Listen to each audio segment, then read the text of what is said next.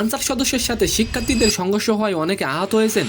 এই বিষয়ে শারজিস আলম হুঁশিয়ারি দিয়ে বলেন, শকুনদের বলে দিতে চাই, আজকের পর থেকে সচিবালয়ের আশেপাশে দেখলে ছাত্র জনতা দেখে নিবে। দোস্ত, অন্যদিকে চিত্রনায়ক জায়েদ খানের বিরুদ্ধে মামলা হয়েছে। বিএনপি চেয়ারপারসন বেগম খালেদা জিয়ার গাড়িতে হামলা ও হত্যার চেষ্টায় তার নামে মামলা করা হয়। সালাম, নমস্কার দোস্ত।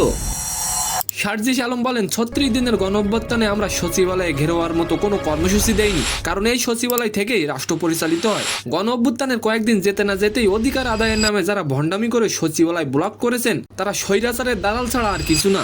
সচিবালয়ের সামনে সংঘর্ষ হয়, সমন্বয়ক হাসনাত সহ 40 জন আহত হয়েছেন। শারজিস আলম আরো বলেন, যারা এই কর্মকাণ্ড করেছেন সেই সব শকুনদের বলে দিতে চাই, আজকের পর থেকে সচিবালয়ের আশেপাশে অবস্থান করলে ছাত্র জনতা আপনাদের দেখে নিবে, অবস্থান করবে, তাদের ছাত্র জনতা দেখে নিবে।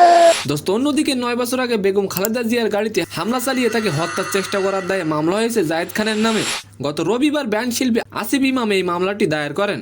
এই বিষয় নিয়ে জায়েদ খান বলেন, তিনি এখন শো করার জন্য যুক্তরাষ্ট্র আছেন।